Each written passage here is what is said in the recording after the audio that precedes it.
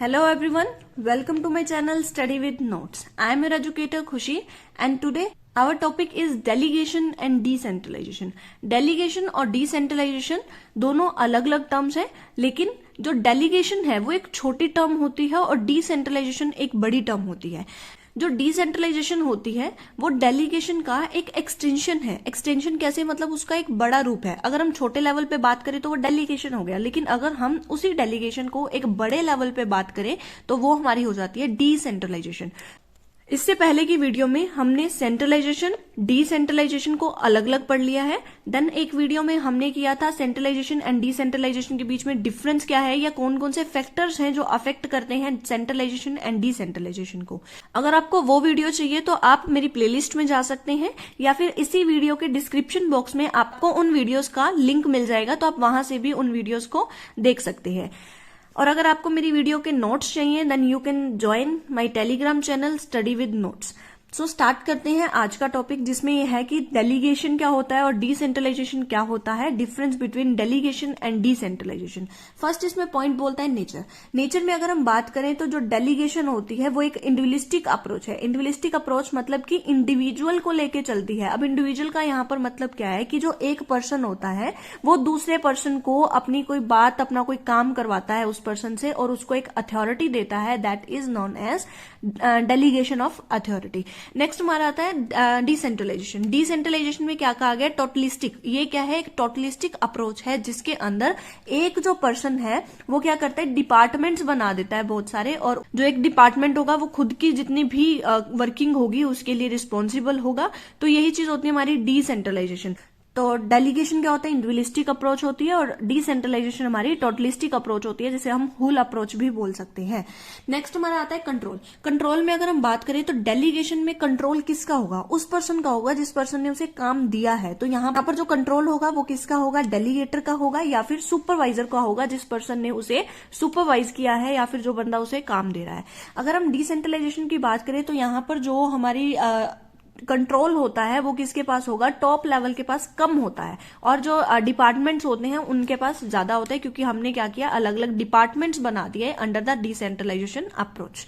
Next आता है need. Need की अगर हम बात करें तो डेलीगेशन ऑफ अथॉरिटी हमारी ऑर्गेनाइजेशन में एक कंपल्सरी काम होता है। कंपल्सरी इन द सेंस कि अगर आप लोग डेलीगेट करोगे ही नहीं अथॉरिटी तो काम होगा कैसे, क्योंकि काम करने वाले तो एम्प्लॉयज होते हैं, सबॉर्डिनेट्स होते हैं, और उन सबॉर्डिनेट्स को अगर आप काम नहीं दोगे तो कैसे चलेगा। लेकिन जो डिसेंट्रलाइजेशन होता है वो एक ऑप्शनल चीज होती है, क्योंकि अगर आप डिसेंट्रलाइजेशन अप्रोच को फॉलो नहीं करना चाहते तो आप सेंट्रलाइजेशन को फॉलो कर सकते हो। सेंट्रलाइजेशन में आप अपने जितने भी डिसीजन मेकिंग के पावर है वो अपने पास रख सकते हैं, लेकिन डिसेंट्रलाइजेशन में जो भी पावर होती है वो आप डिस्ट्रीब्यूट कर देते हो डिपार्टमेंट हेड्स के पास।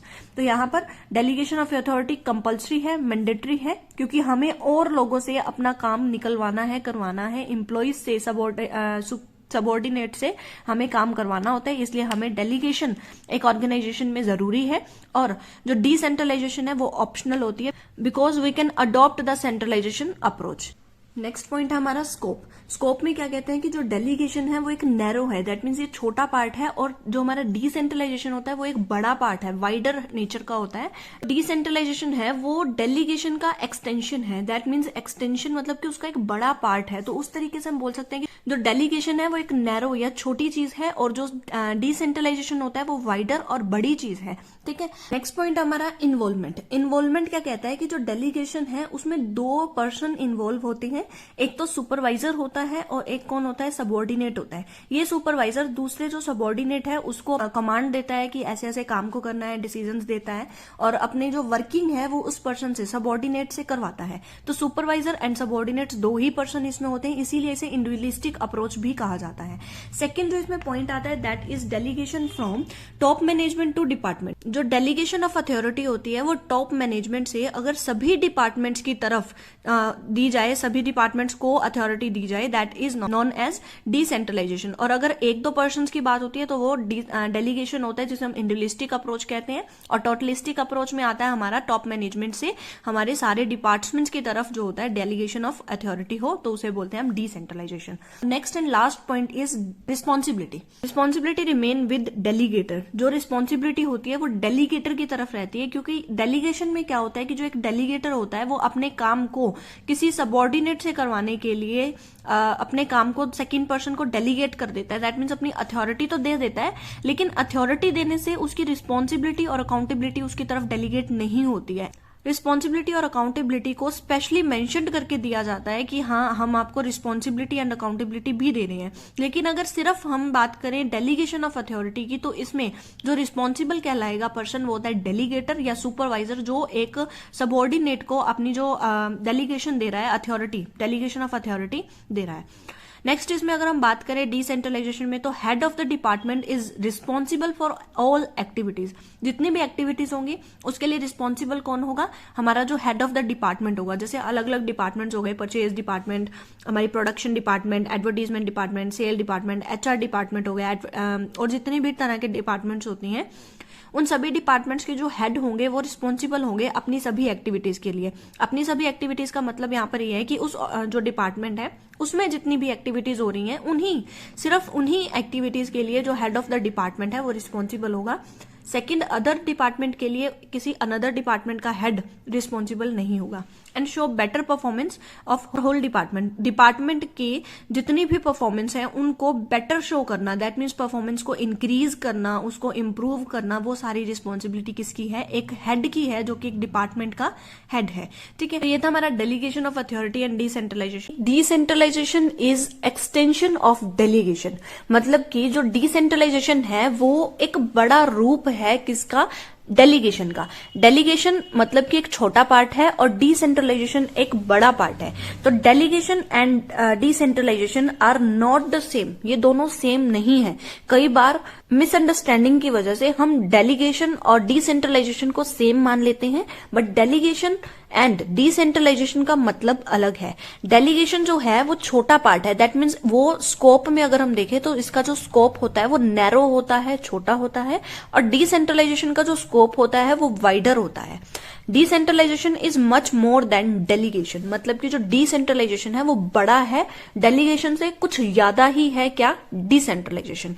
तो यहां पर दोनों का मतलब दिया गया है कि डेलीगेशन क्या होता है, डिसेंट्रलाइजेशन क्या होता है। डेलीगेशन क्या कहता है कि जो अथॉरिटी एंड रिस्पॉन्सिबिलिटी को डेलीगेट करना, या डेलीगेट मतलब उसको देना, किसको? From a person to other person.